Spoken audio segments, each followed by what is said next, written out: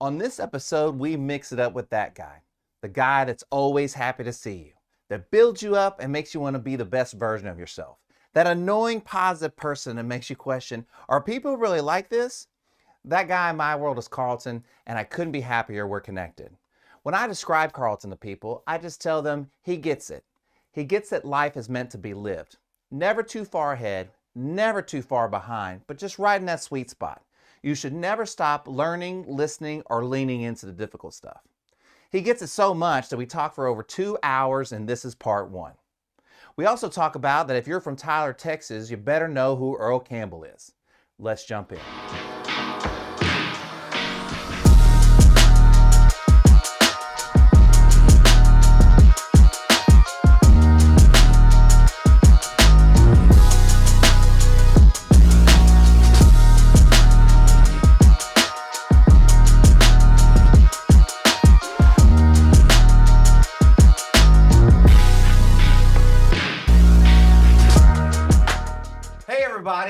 It's a moderately good podcast. I'm your host, Scotty. And as usual, before we get started, a couple of quick things. Shout out to my guy, Above Average Joe. He's the one that does all the cool videos and photography, anything you see, anything that makes me look cool. Joe probably had a part of it, and that's where you can find him on Instagram. Shout out to my guy, Jaron. He does the custom clothing. It's under the Instagram No Name Originals. He does a lot of the clothes that I wear on the podcast, the custom bleaching and staining and stuff like that. He takes like everyday stuff and makes it like a lot cooler. So definitely something you want to check out. And then last but not least, my guy Mo. You can find GoBubble_app. It is a Uber detailing service, so they bring the car wash to you. So who doesn't? During the pandemic, we brought everything to us. Why not just bring car washes too? There's no reason not to. No reason. So, guys, I can't tell you how excited I am to have this guy on. And when you ask people to come on a podcast that you just kind of started and they're your friends, it's easy to be skeptical. It's even, but to my pleasant surprise, is as soon as I asked him, he was like, "Absolutely, I want to do it," and a pleasure. To introduce you, my buddy Carlton. Say what's up, Carlton. What's up, y'all?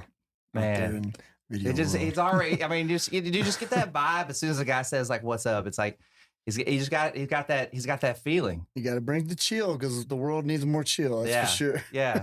So, really quickly, I usually like to get this kind of stuff out of the way.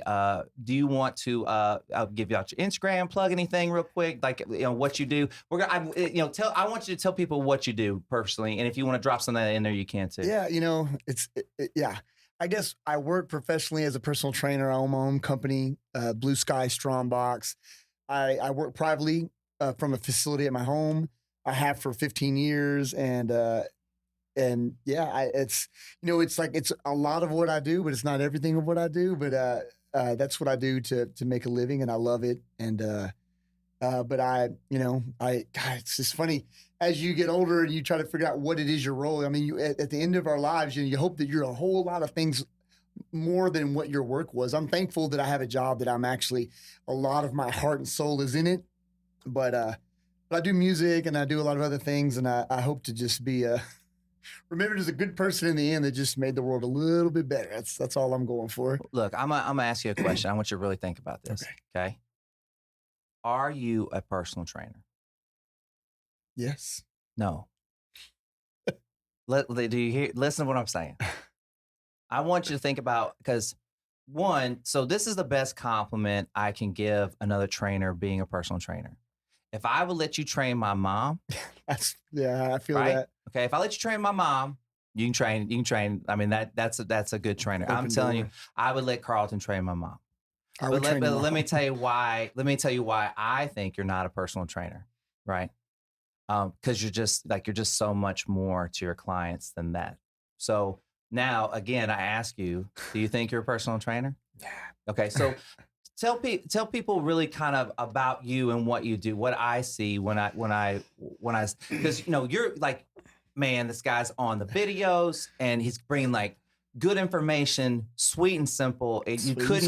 And that's his philosophy around like training. So I want you to tell people what I'm telling people, the more I see. You know, I heard, I'm a big Maya Angelou fan, and she said something that the last few years, especially during the pandemic, when we've been isolated, a lot of things have changed in America, it feels like, especially politically, and there's a lot of division. I don't like any of it really. But Maya Angelou had this quote, and she said, now I'm going to paraphrase it, but, you know, people might not remember everything that you said. They might not remember everything that you did, but people will remember how you made them feel. And that resonated with me on so many levels. And I live every day, I live with that in mind. And every interaction I have with another human, I want that.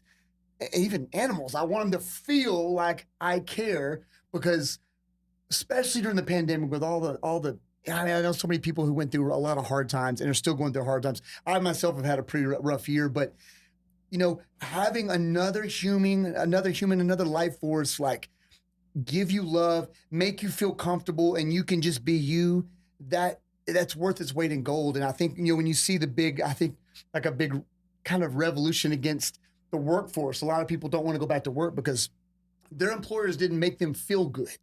A lot of people are not feeling good, and that's why there's this big revolution right now, I think, and it's going to be more to come. But, you know, when I do what I do as a personal trainer, even though that scope is limited, every interaction is going to be giving your all heart and soul to make people feel better, because I know I feel good when you make me feel good, or somebody else I don't know, especially a stranger. How powerful is it to have a stranger make you feel good? Like, how cool is it to be nice to a stranger? Yeah, it feels good. It feels good for you. It's good for them. It's good for anybody else around. And I believe in this.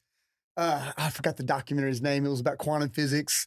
What in the bleep do we know? But they talk about the monks touching the water, and the water, you know, after they've meditated and they're in a good peaceful state, and they touch the water, and it just changes shape in a way that negative energy doesn't have on that same water. And I always think about that. Just our life, we don't realize, and we may not be able to scientifically prove all this, but it's one little life is one little light in the world, and it shines really, really brightly, depending on if you can get out of your own way, you know. And when you feel comfortable in your own skin, you can make somebody else feel comfortable. I believe, no matter what, that's the key to making the world a better place, starting today, starting yesterday, you know. And that's it for me. Long answer. No. It's a simple question. Look, I don't want to ruin that beautiful synopsis by saying this, but I want y'all to understand. Okay, Carlton, you've never drank caffeine. Okay, it's just not for me. You've never drank alcohol. No, not really. You know. Okay, you've had sips of things, of things. But like not drank alcohol. Not yeah. And you've never done drugs. No. Like this is weird. No. This is you. And I want people to understand that the power that this guy has as a person is all 100% him. It's all 100%. And I think that's an amazing thing there are very few people that can really say that. Well, I appreciate that. I don't know if I'm all well, I mean, but you understand how it is for other people, right? Absolutely. And I want, you know, and I don't know where I got all the things that maybe none of us know, you know, but we are who we are because of everything good and bad that's happened to us today. And you just try to bring it. I hope that this way I feel never goes away, because it's my life, or it's probably the reason I don't need maybe, you know, drugs or alcohol or caffeine or something like that, or other things that maybe other people need. I have this, and it's like my drug, and it's like my alcohol, and I hope that it never runs out, you know. And so far it hasn't. It's just gotten more powerful the longer I live, and the more that I see, and it's heavy. And I think if your life is evolving, it should get easier for you. Yeah. So like you're kind of in a win-win, you know what I mean? Yeah, because it should be getting easier, and it is, and it's holding on. You know what I mean? Yeah. And I just think that's fantastic. And so, yeah. So are you a personal trainer? Nah, not really. Yeah. But that's not a bad thing. I'm a dream builder. I mean, let's build some dreams. Well, it's like, would you without a title, would you consider yourself kind of like a life coach of sorts? Yeah. I've thought about actually doing the life coach thing, but hey, you're already doing it, bro. Yeah, exactly. The way I'm doing it and whatever's work, it's not, you know, it's just I found something that works, And I'm just going to do it until either I don't enjoy it anymore or it doesn't work anymore. And so far, so good. So Yeah. But I mean, you know, I let him train my mom. So I appreciate that. So I would take real good care of anybody you sent my way. And so, you do, you know? Yeah. But okay. Anyways. I feel that. I appreciate that. I know exactly. I say the same thing. Yeah. I was describing to another close friend of mine that about a friend like a friend that I had that he hasn't met.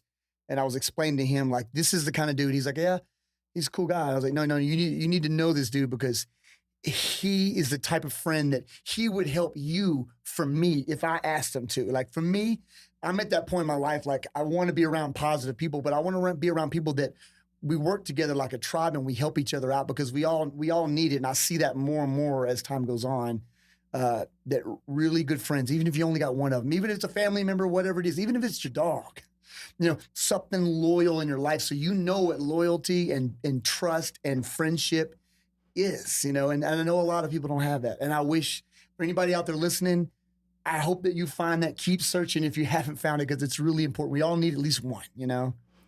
So you won't understand this experience and you're not going to want to join it, but it's exactly what you're talking about. Okay. So me and my buddies, when we go out, it's like me and Joe, the guy helps me produce and stuff like that. And just like one or two, like say it's like one of his friends. So it's me, Joe, and one of his friends. Okay. And we go out, we're going to go out drinking, right? I'm not like, I'll throw my tab down all night long and not ask anybody for money. You're with my guy. Yeah. So you're one of us. Good. Like you're good. Like, you know what I mean? And we don't worry about money and we don't check on bills. And like every once in a while he go, hey man, you want to throw some money? I'm like, yeah, just if you want to throw me 20, that's cool. You know what I mean? But it's a level, and Joe talks about it a lot, that like it's a level of like kind of support that you should have in all your relationships. Yeah. Because it feels good. And it's the gift that keeps on giving. Hey, it feels so, and you know what? And not in a kind of arrogant, conceited way, but it feels good to give your friends grace. Yeah, absolutely. You know what I mean? That's what friendship is. Yeah, you go like, hey, like I'm probably gonna fuck up at some point. We all are. We all are. Yeah, we all do. Like, okay, how do we move this forward? How do we fix this and move this forward? How do we take care of this? How do we not let this make it right? Make it right. You know? Yeah, that's it. It's not that hard, guys. Right. No, it's not that hard. We make it hard, and some days I'll probably make it hard too. But. So I'm gonna go on a limb and say that's the kind of people you surround yourself with, right? Yeah, absolutely. So tell me like a day in the life of Carlton. Like tell me what you're, and so because I'm also gonna guess the reason you ever have to do drugs or alcohol is because you're pretty high on life, just naturally, right? Thankfully. And that's the person I know from our encounters and meeting and how we met. So, but anyways, just go through like one of your days and what it feels like to be you. I know. I'm gonna go. How about I'm gonna go like a quote unquote day off? Okay, yeah. That's probably a better. Yeah. Because you know, I mean, I work early when I work, but on my days off, I still get up early.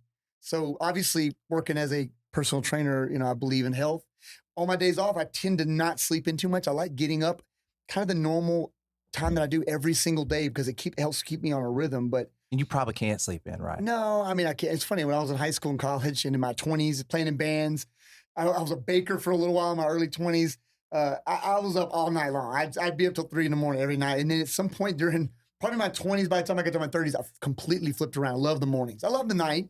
I write music at night, and I like to do a lot of things at night, but I tend to appreciate the mornings. So like on a good day off, a normal day with me, I get up in the morning, and I'm going to get things taken care of that I need to get out of the way, but I also don't hate them. So I'm gonna stretch in the morning. I like to be up about sunrise because something about the sunrise and something about the sunset, just that nature and that thing. It's your biorhythm, bro. Yeah, it's biorhythm, but it's also like it's just something greater than ourselves, and I feel a connection to that. And whether I understand it or not, it doesn't matter. Things make sense to me when I see that. So sunrise in the morning is really important because I feel like I'm on that rhythm of the day with everything else that's alive.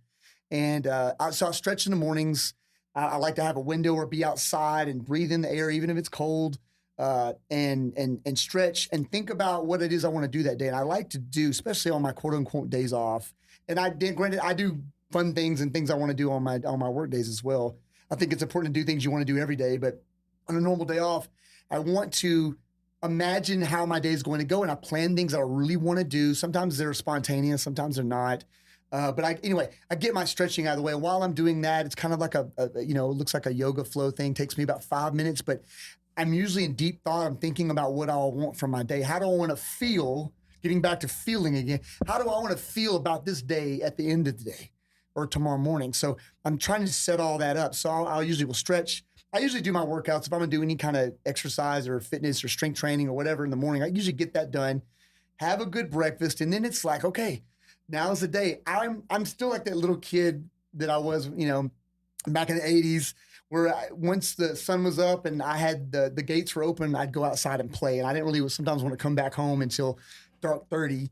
And I tend to want to do that now. Like the pandemic changed things a little bit, but I'm starting to try to get back out. But I like to go out and, for example, explore Austin, because Austin's changing very quickly. A lot of people who have been here as long, I've been here 25 years, a lot of people are upset about a lot of the changes because they don't go out frequently enough and see the city as it's growing. They don't go out for a while. All of a sudden they go someplace, their favorite place was torn down and there's something new popped up and they're freaked out about it. So I like to go out. Granted, I live right by a bus line. I can go downtown in about 10 minutes. Get off downtown. Sometimes I just walk. I'll walk over to the east side. I'll walk downtown.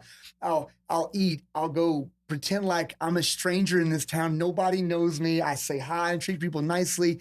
I go to parks. I may go and read. I may go visit a friend and have lunch. I may come back to the house hours later. I may work on music. But a lot of I try to find a balance of like having alone time and a balance between being social. And I have my wife and I have a lot of very good close friends. My brother lives around the corner. I'm very thankful for all those things. But, usually a good day off for me is going to be a lot of alone time because I don't always get that during the week. And that makes me good so that I can be around everybody else and be this person that's got a lot of juice. Bringing the fire. Yeah. Yeah. So like, I don't know if that answered that question very well. Yeah, it was perfect. So let's do like a little like rewind, right? Okay. What was like baby Carlton like? What was he like? Did you always bring this heat? Did you always bring this kind of heat? I think I did. Like as a kid? Yeah, I remember. No, so hang on. So you have brothers, sisters? I have one brother, younger brother. And he's younger, Yep, right? yep. And that's it? And we're tight. Okay. And I love how him. far apart are y'all? 2 years. Okay. So y'all are like almost twins. Yeah. So like y'all We are look close. pretty similar. Does he bring the same kind of fire you do? He does in a different way. It's funny. Like I'm a Libra, he's a Scorpio. In a lot of ways, we're similar to somebody who maybe doesn't know us, but we're with very distinct personalities, very different. But we mix together well. So what were your parents like? Parents were, it's. Because we talked about like you grew up in a fairly small town in Texas. Tyler, Texas. Well, Tyler's not small, but like it feels small. It's a big small town. Yeah. Compared to Austin, it's definitely a small town. Yeah. But and I grew up, like I said, I had friends and family that were in all the peripheral cities that were really a lot smaller. So I felt like to me it was smallness, and I love the country and all that. And I had a lot of people out in the sticks. But yeah, my mom I'm more like my mom probably.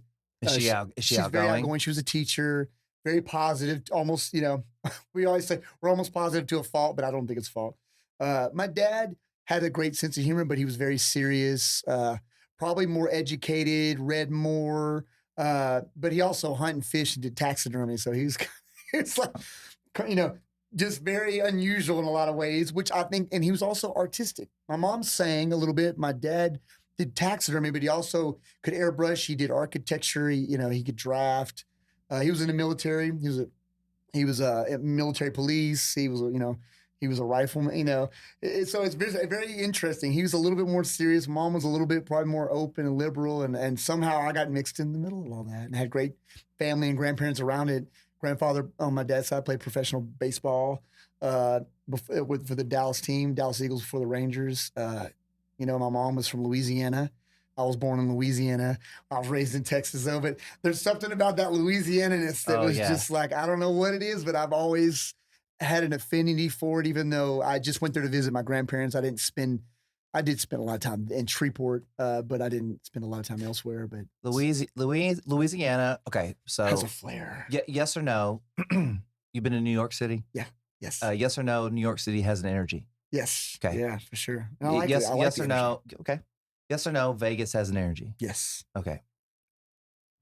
Yes or no, Louisiana has an energy. Absolutely. Yeah, and it's a different energy. Yeah. Yeah. It is a different energy. But I would say, you know, you being born there and raised here, kind of it describes your personality a lot. I And think from so the too. person I know. Yeah. Right. And you're from Texas too. So you know that. There's a Texas, Louisiana have a lot. They're like brother and sister, cousins or something like that, but there's differences. They're close, but they're not doing weird stuff. They're not doing they're just close. Yeah. There's very close people. Exactly. Very close. Not too close. Not too close, but just like very close. Yeah.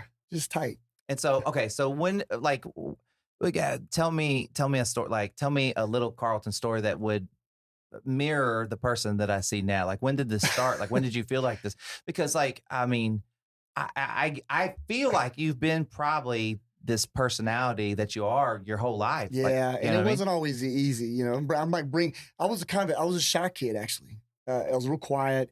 Had chili bowl haircut, big ears. I was midget. I used to tell people, you know, not midget. I was just short. I just used to tell people that I worked for Keebler Elf, but I was always quirky. I remember I was real studious.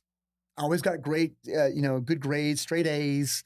I was always really nice to people. Like my senior year, I got voted most courteous boy, you know. But like I remember in second grade, I had a teacher that thought I was surely going to be president, and I didn't. You know, that was weird. She just thought I just was really good with everybody and it was diplomatic, I guess, and fair. I always like fair. I'm a Libra. I always like people to be fair. I didn't like people fighting. I always wanted like, hey, can we not work this out? You know, it was like Rodney King before Rodney King. You know. Like, did you grow up? Did your parents fight in front of y'all? No. Yeah. No. So you didn't grow up in that household, because so I'm assuming when you saw it or felt it, it felt weird because you didn't have that at home, no, right? no. And my parents divorced at 14, but they never fought. I never saw it. Even through the divorce? Yeah, no. And then they were good to y'all, yeah, like, they separately? were good to us. Yeah. And I appreciate that now. Even though a divorce is tough, especially at 14, I was mad. You know, I was mad at my dad, you know, but because he left, but they never fought. I knew they both loved us, and I was thankful. I have a lot of really good friends, really, and I wouldn't be the person I am without them. And it almost makes me want to cry when I think about it. I have a lot of really good friends I've known my whole life, but a lot of my friends lost a family member that passed away or died early, or they come from homes that were not loving. I had a friend, you know, I've had friends that have been through the ringer, you know. I was always drawn to people that, I don't want to say wounded, because I never thought about it like that. We just connected, but I always wanted to be a good friend to people who needed it. And in turn, I've got beautiful friends, you know, and I've had, so going back to like a childhood Carlton story, like I had a lot of good friends, and most of them I'm still friends with today.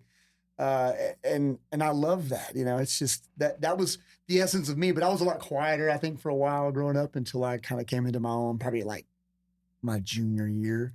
High school? Yeah, I was kind of. Were you an athlete in high school? I wasn't actually. I was always athletic. You know, you like monkey boy? Yeah. I was always monkey boy. Because you're very much like functional. Like everything you do is functional. And I, as soon as I started playing as a kid, I loved it, and I never stopped. And I still haven't stopped. I'm 47. I still haven't stopped playing. You know who Arthur Saxon is? You know, great strong man. He's you know, I have his book written in the late 1800s, early 1900s. And he talks about climbing trees a lot. You know, like I climbed trees and played and skateboarded and rode bikes and stuff. By the time I got to 7th grade, I played football for 3 or 4 years. I really liked it. I was pretty good. I was just small, but I, you know, I got beat up by an older kid who was kind of a bully when I was 12. And I remember that had a profound effect on me and why I got into to probably lifting weights and stuff, because I felt like I was small, but I got manhandled by a kid that was older than me, but I didn't like the way it felt. So I was like, I'm never going to get my ass kicked again, even if I have to go down dying, you know? So what happened like in that scenario? Do you remember? It was my fault. I mean, you initially, were like talking shit or what? Yeah, I was talking shit. You know, as a young kid does. His girlfriend was a good friend of mine, and I think I liked her. I didn't really like her. I think she was cute, you know. But he came from a bad home. I didn't know that. He was older. He was in 8th grade. He had failed. He's supposed to be in the 9th grade, I believe. I was in 7th grade. He was older. He was, you know, I thought he was a jerk. She complained about him all the time. I remember just saying, you know, you should leave him. He's a turd or whatever, and said something rude. She told him. The next day I'm out and he calls me out, and in front of everybody at lunch, and you know, stupid me, I was like, you know, I'm gonna go in there. He called me to the bathroom, and I was like, I'm gonna walk in the bathroom, but he was a shyster, and as soon as I walked in the door, he was like hiding behind it and sucker punched me. He was a lot bigger anyway, and it just, you know, the rest went down. I think I got one shot in, probably pissed him off, and then it was all it. Luckily, another older kid who had also been held back a year, who was my friend, came in on my behalf and stopped him. But I had to walk out in front of everybody all bloodied, and, you know, and I realized I screwed up. I probably brought that on myself, but and we were, you know, we were cool later on after high school. I saw him, and I was like, man, I didn't hold it against him. But I mean, okay, so you're telling me that in that moment you had the wherewithal to go, like, not that you deserved it, but like, I had a part in this. Yeah, absolutely. I mean, do you understand how profound that is at that age to have that kind of? Yeah. Where does that come from? I don't know. Are your parents like that? Yeah, I mean, I would say my parents had a lot of insight. You just don't know. Sometimes you wonder, like, if you've been here before, if you've done this before. Like, I always wonder about past lives and maybe multiple past lives. Maybe sometimes I feel like, you know, I've done this before. This ain't my first rodeo, you know. And sometimes that was that, and I don't know what the insight. I mean, I was around a lot of pretty wise folks. Both my grandfathers were in World War II. One grandfather was a fire chief. I was around them a lot growing up.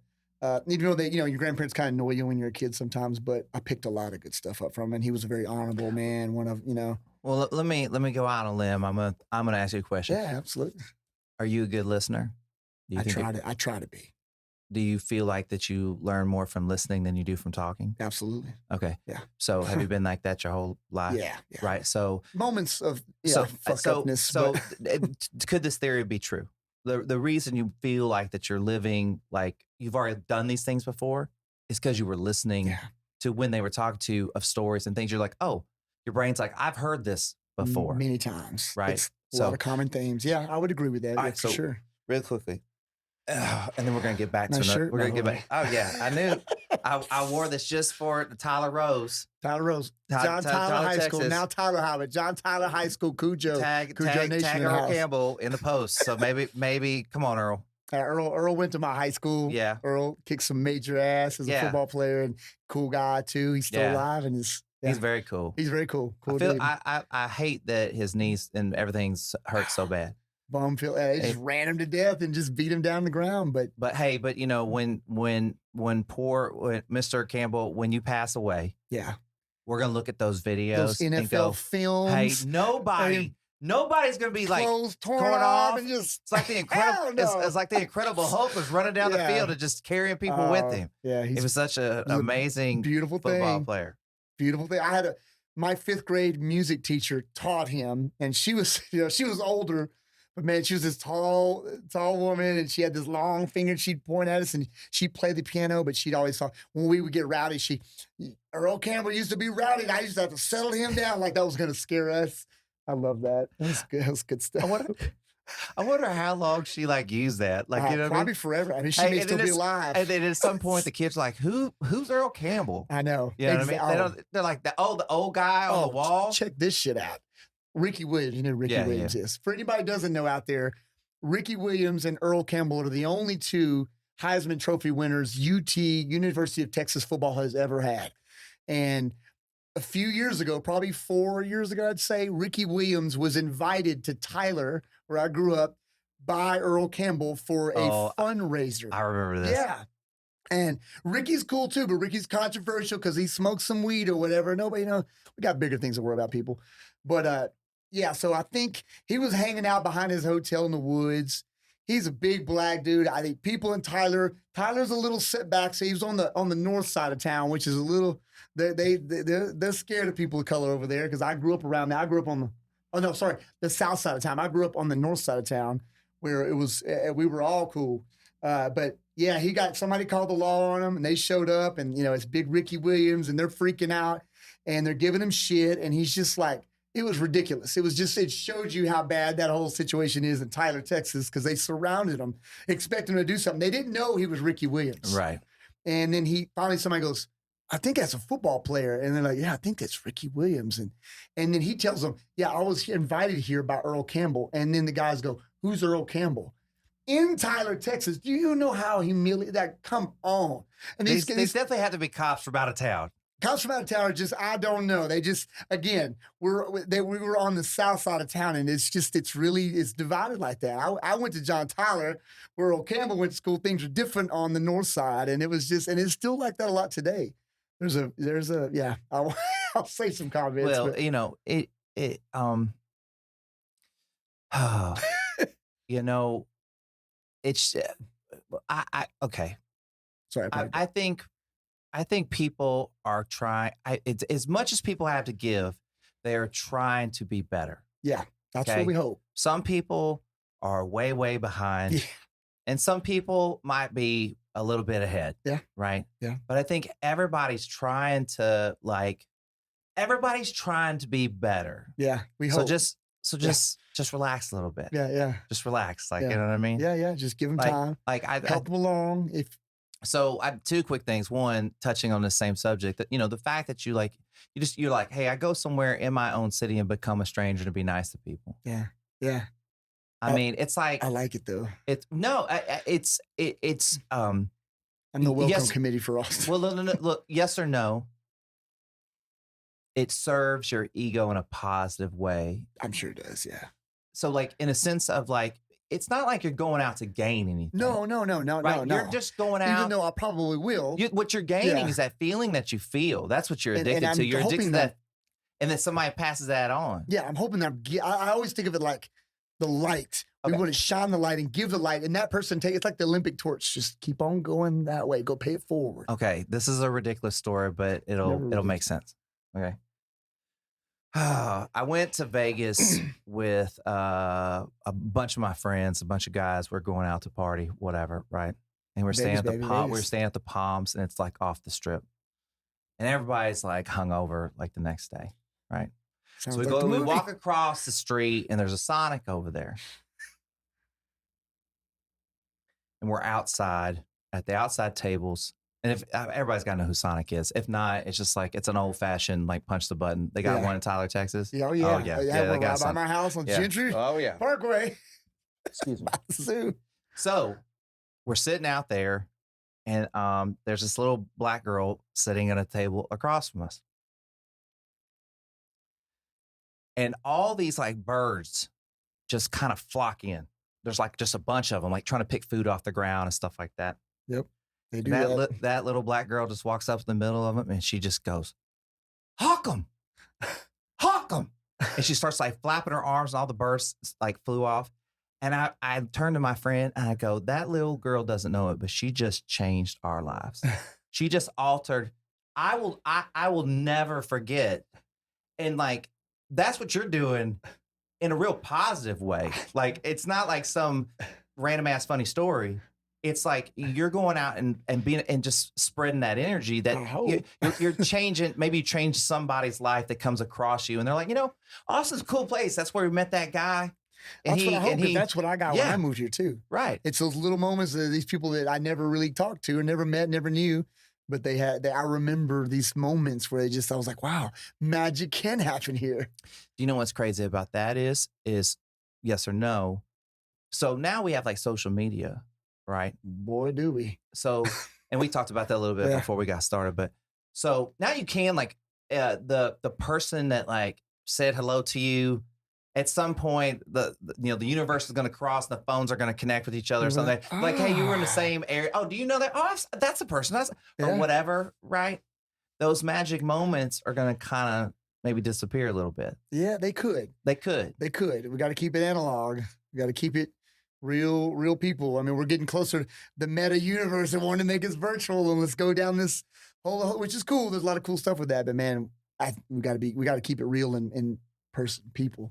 Like, I love my VR headset. Yeah. It's they're amazing. Hey, it's cool. Like, you definitely should try one. Yeah, absolutely. I've tried one. I'm going to tell you right now, like, just me personally, there's nothing cooler than like sitting down like with a friend that and like, when was the last time I saw you like in person? I know it's been a while. I would say maybe like 2006. Yeah. You know what I mean? 2006, 2007. Yeah. Now we're connected on social media, so I know kind of things you do. You know a little bit of things kind of about me. Yeah.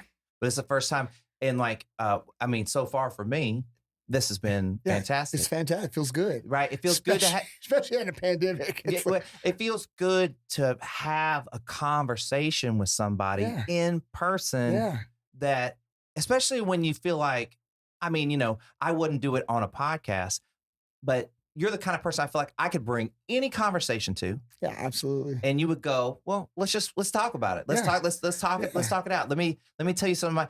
And it's not like you need me to think your way. Yeah, no, not at all. I would rather you think your way. You know, you be Right. you and me be me, and that's the Right. way things should be. Like I kind of use this thing as like I know what I know, right?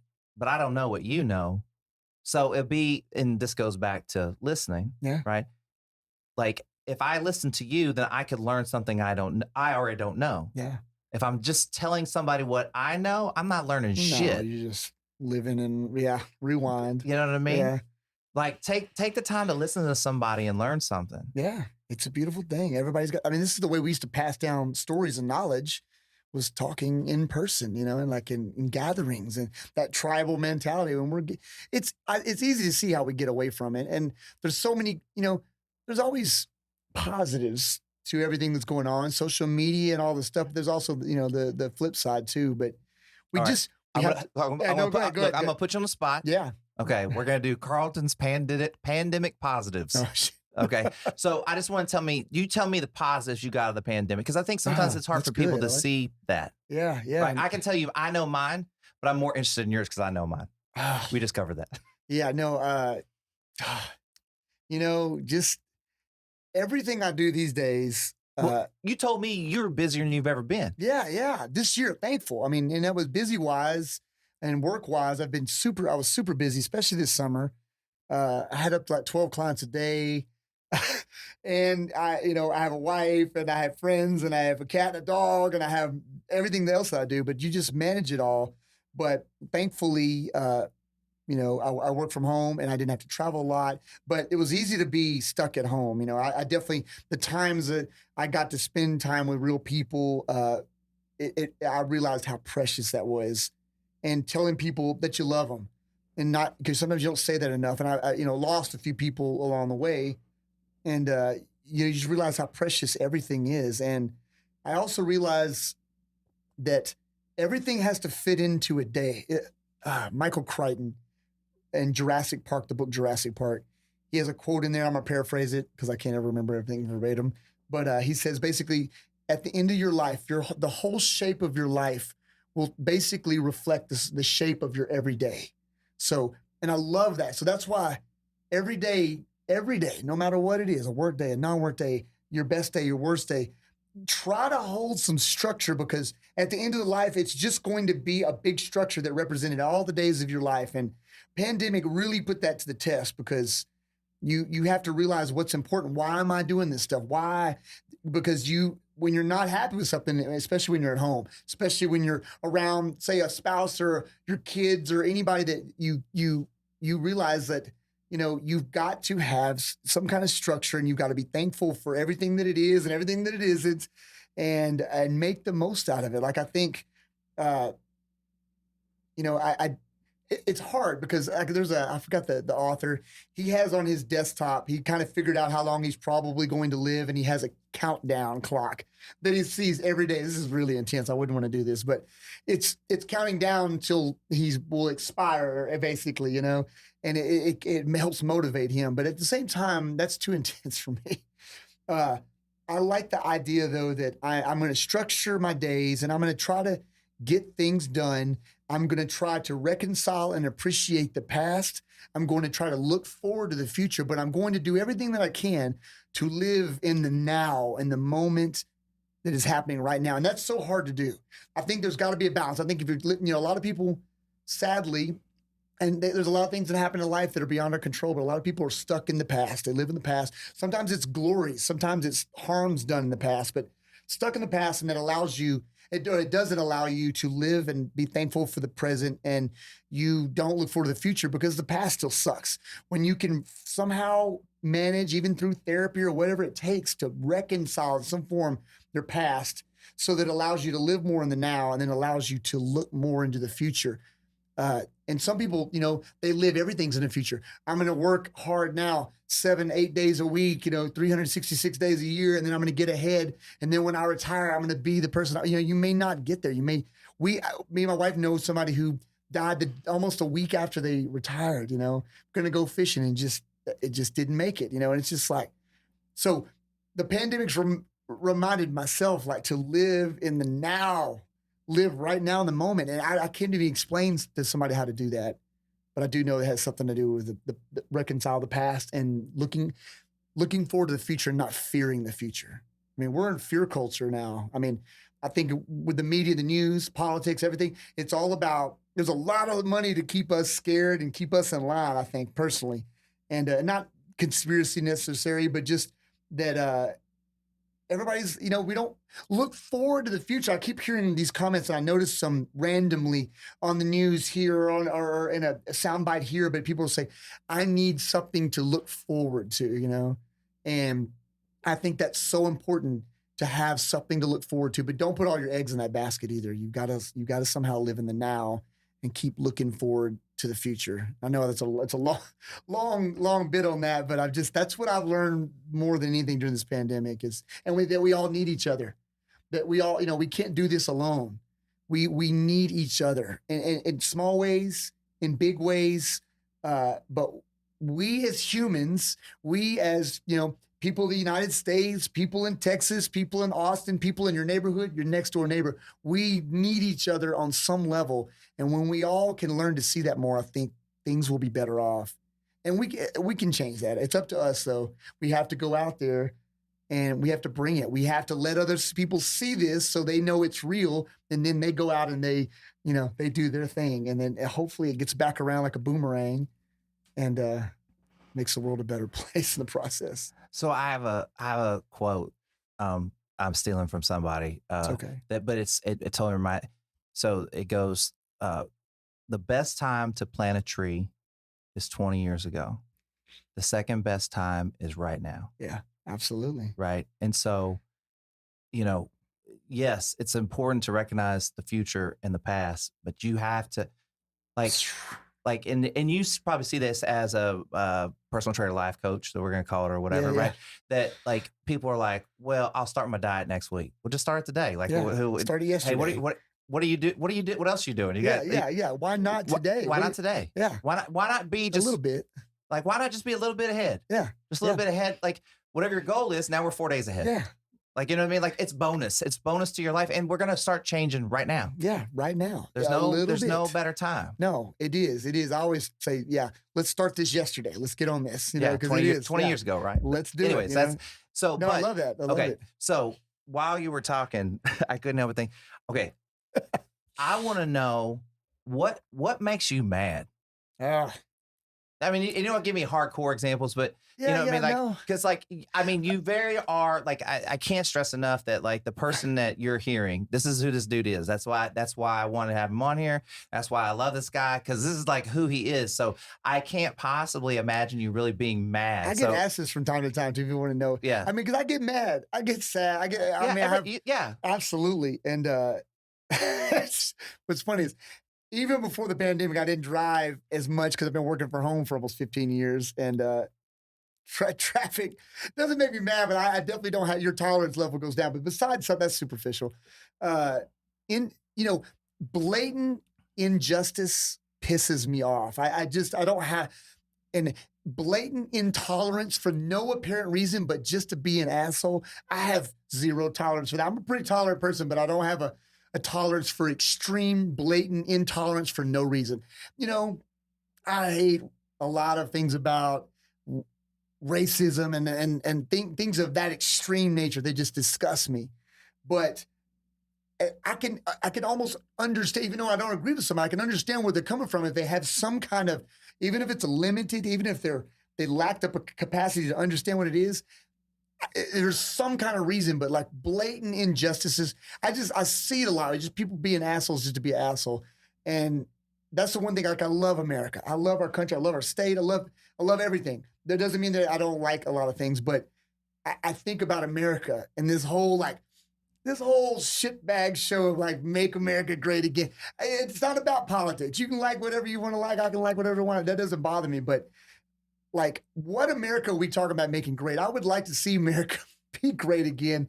Not great again, but great, a better realization than it's ever been. Like, can't we re-envision and repurpose what it is we're doing? Not just America, just screw that, the world, humanity. It's like, so yeah, injustices, and I think it's everywhere.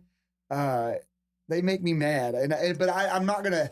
It's hard, you know. You don't want to throw your whole life away because there's a lot of injustices to fight for every little bit. You have to pick your battles and stuff like that. But so this is gonna sound like really messed up, but never. There's not a world that exists that doesn't have injustices. No, I know it's the yin and the yang. So it's unfortunate. And hopefully it doesn't happen to you. Hopefully you're not that freak person. Like you were talking about that guy that like he knows what day he's going to die or what he planned it out or whatever. I forgot the author. Just, I'm just wondering, like, did he plan like to get hit by a bus tomorrow? Yeah. Like, you know what I mean? Because when you were saying that, I was like, well, that's cool and all to plan out like when you're going to die. Yeah. But at the same time, like, shit happens. if something tragic happens tomorrow. Yeah. Well, I hope you didn't plan anything in the next year or two. You know what I mean? And so it's like one of those things like, back to again of like, you know, like do it now. Yeah. You know what I mean? Like, No, and I agree. And like, even though injustice make me really angry a lot of times, but yeah, at the same time, I'm not going to let them, there's only so much we can do, you know, and it always starts with how you treat others and really how you treat strangers. That's kind of how it's like a litmus test. When I see people and they don't treat strangers kindly, I know they're probably not the kind of person I'm going to want to be around because they think that they're true tested characters when everybody's looking. Okay. And nobody's looking when they're treating somebody like that. But sometimes I'm there. I'm like, I know you just treated that person asshole. You think everybody didn't see that. I saw it. Are there times, and this is a new thing for me. Like I wasn't like this before. Something kind of changed in me over the last handful of years, right? When I see somebody that's treating somebody poorly, my first inclination is like, I'm going to dig in on that guy. Yeah. I want to go see what that guy's about. Yeah, they may have a valid reason. Yeah, you don't know where they come from. Yeah, like I'm going to go like, maybe I can make his day better. Yeah. You know what I mean? Yeah, we all and so then it. Maybe he's not an asshole to this guy. Yeah. You know what I mean? Like I view that, I don't want to say as a challenge, but like as like, hey man, it doesn't have to be like that. And I'm not going to be like, I'm not trying to sell you on anything. I'm just trying to say like, you know, just like be cool. Dude, sometimes we need to be reminded. I mean, I am not perfect. I mean, not by any means. I have, you know, some days are way better than others, right. but you know, you always know. And I think it's important that we keep a check on ourselves and take inventory. Because, you know, during the pandemic, I mean, I don't know about other people, but I also saw things that I didn't like in myself, and you just try to work on them. Hopefully, you know, it's like you know, and there's constantly stuff, and it's funny. I mean, I'm probably not even good at voicing those, you know, because I don't like to think about them any more than I have to. But there's things that, you know, annoy you, especially as time goes on, especially as you get older. It's funny. You just, you know, you have to, you know, I've been around a lot of older people in my life, and you know, some of the things about their personality are quirky, or maybe they're annoying and they're endearing and you love them, but it's funny.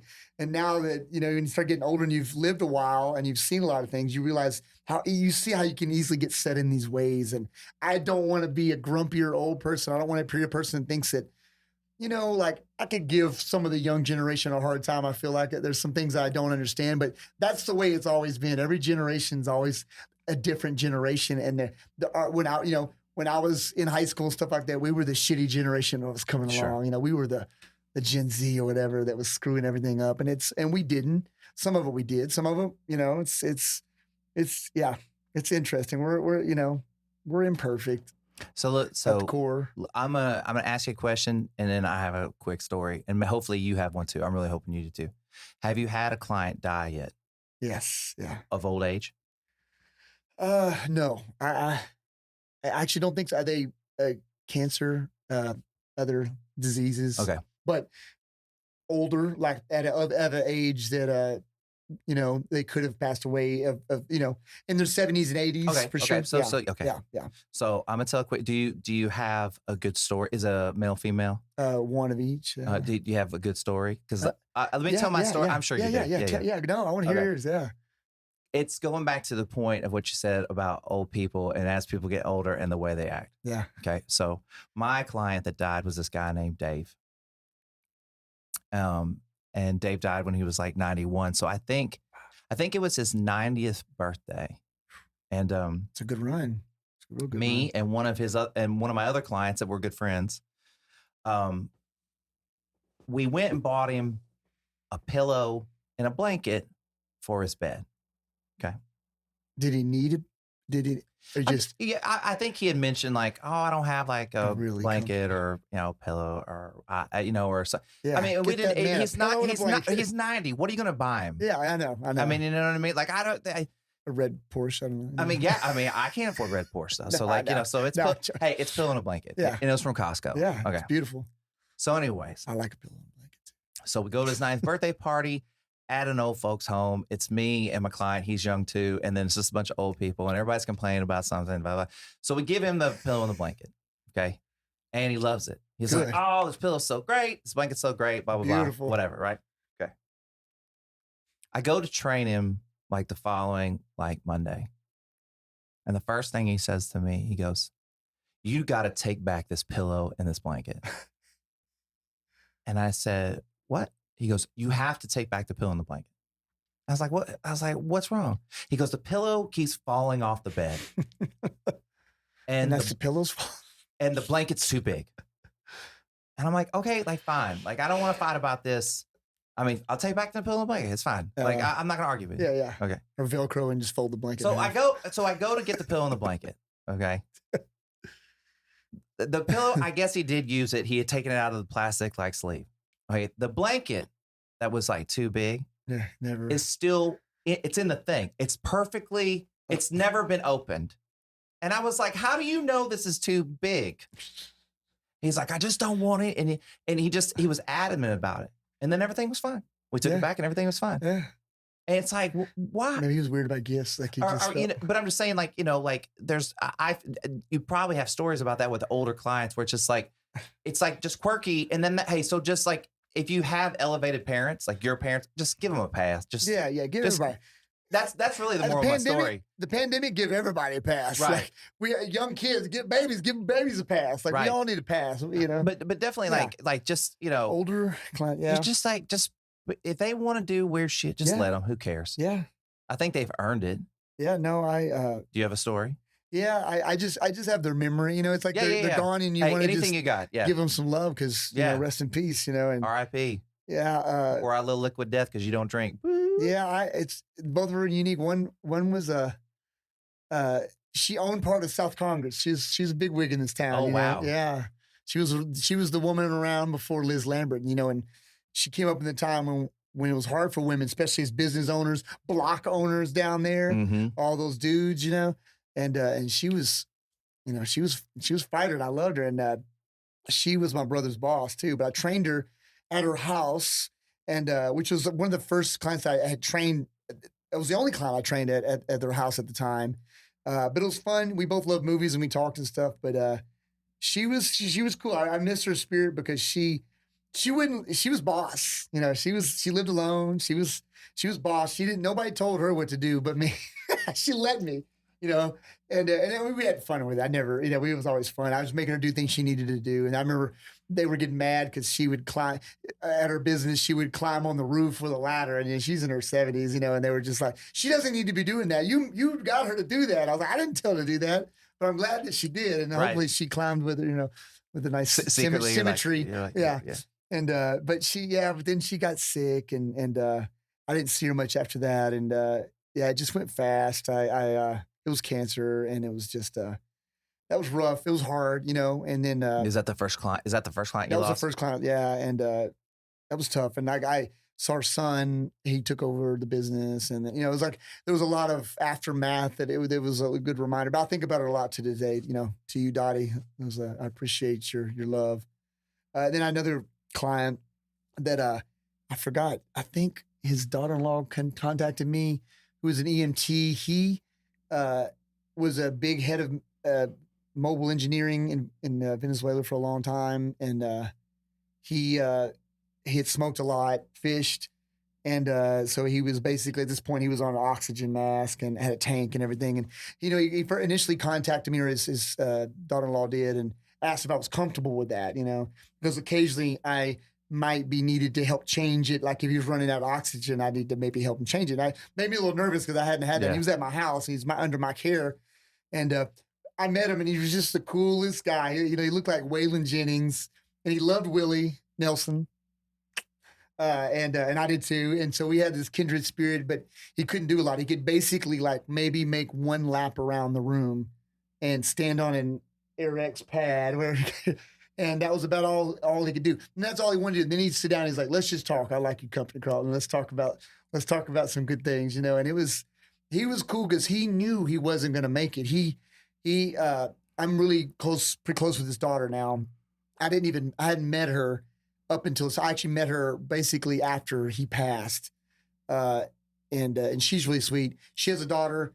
He has a son that had a son too. So he had 2 grandkids, and he just wanted to be around one more year to have as much influence on them as possible. So he basically took care of them when they were small, and they got to be around Grandpa, and it was really cool. So he'd show up. One time he ran out of oxygen, and it scared the shit out of me. He's like, because he's fumbling his hands, and he's having a hard time talking. Luckily, I live by the hospital. I was like, oh shit, got my phone ready, but I had to like take the tool, undo it, get it back on, and he's off his mask at this point. I'm waiting for it to come back on, hoping it does, and finally did. But God, I think about how precious oxygen is, life is, because he was towing the motherfucking line, and he was down for it. He'd show up and he'd work, and he was loving, and he left this feeling of me that it probably feeds into the stuff that I'm putting back out there, because that was little pieces I get from people are huge, and they're the win from my sale, because